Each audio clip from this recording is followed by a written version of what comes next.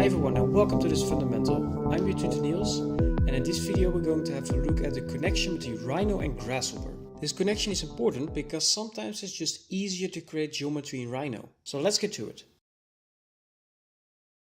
So I opened up the model from project 2, the roof, and what you see is that I also draw two curves in Rhino. So what we want to do is import these curves into Grasshopper to create a surface and also the columns with it.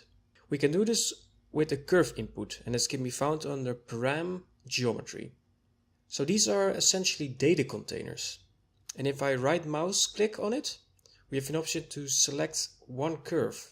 If we press it, it switches to the Rhino window and we can select a curve. So if we select this curve and in Grasshopper select a component, we see that it turns green. So right now it's a Grasshopper component. If I right click again on the curve, there's another option which is Internalized Data. And this essentially contains the data into Grasshopper and then delete the curve in the Rhino window. We see that it still stays as a Grasshopper component. So let's set the other curve, and with these two curves we can supply it to the loft component, which is above. If we hold shift and connect the both curves, you can see that automatically the script runs and creates the supporting columns.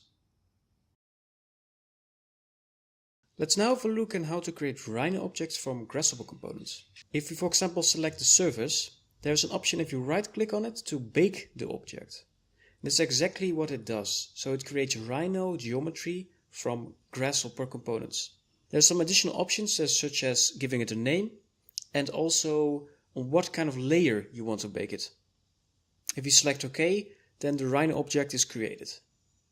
If we look at the Rhino window and select the surface, we can just drag and move it just as it is a Rhino object. So let's do the same with the columns.